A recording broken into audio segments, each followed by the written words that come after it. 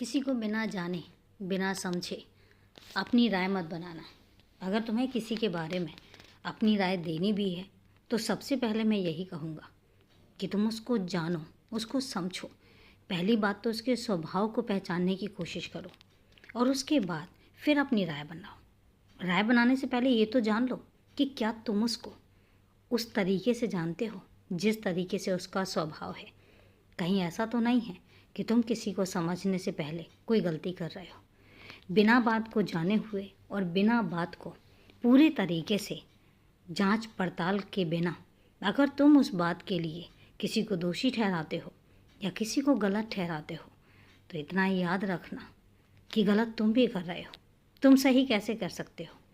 नहीं कर रहे हो ना, तो फिर तुम किसी और को गलत भी कैसे कह सकते हो? मैं तुमसे कहता हूँ कि तुम बहुत समझदार हो, इसलिए कभी भी किसी भी चीज़ के बारे में कोई राय देनी है या किसी चीज़ के बारे में निर्णय लेना है तो इतना याद रखना कि पहले उसको पूरे तरीके से जांच लो, परख लो, उसके बाद अपनी राय दो। क्योंकि तुम्हारी राय बहुत मायने रखती है उन लोगों के लिए जो तुम्हारी बात को मानते हैं और जो तुम्हारी बात को तवज्जो देते हैं, जो तुम्हारी बात को सुनते हैं और आगे उनकी भी राय तुम्हारी बात पर ही निर्भर करती है। ये बहुत ज़रूरी है। और याद रखना, कई बार ज़िंदगी में कुछ राय ऐसी होती हैं जो इंसान को गलत और सही ठहरा देती हैं। इंसान गलत ना होते हुए भी गलत ठहराया जाता है।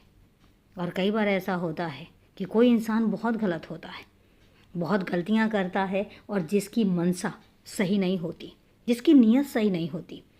हो सकता है उसकी नीयत नुकसान पहुंचाने की हो, लेकिन अगर उसके बारे में कोई अच्छी राय बना दी गई और किसी ने यकीन कर लिया और उसके बाद अगर उस इंसान ने नुकसान पहुंचा दिया, बहुत मुश्किल होता है। क्योंकि जिनका उन्होंने नुकसान पहुंचाया होता है उनसे पूछो कि उनके लिए कितना मुश्किल होती है चीज़ों को। इसलिए जो ये राय होती है बहुत महत्वपूर्ण होती है। और तभी मैं तुमसे कहता हूँ कि तुम मेरे बहुत समझदार बच्चे हो।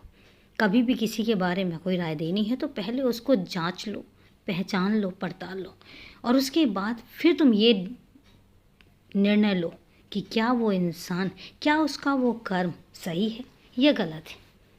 और इसके बाद तुम जो भी निर्णय लोगे वो निर्णय सर्वमान्य भी होगा और सब स्वीकार भी करेंगे। कम से कम किसी को ग्लानि नहीं होगी और सबसे बड़ी बात, तुम्हें ग्लानि नहीं होगी कि तुमने कोई गलत निर्णय लिया, तुमने कुछ गलत राय दे दी। मैं जानता हूँ बहुत समझदार हो तुम। बस खुश रहो, हमेशा खुश रहो और अपना ध्यान रखो।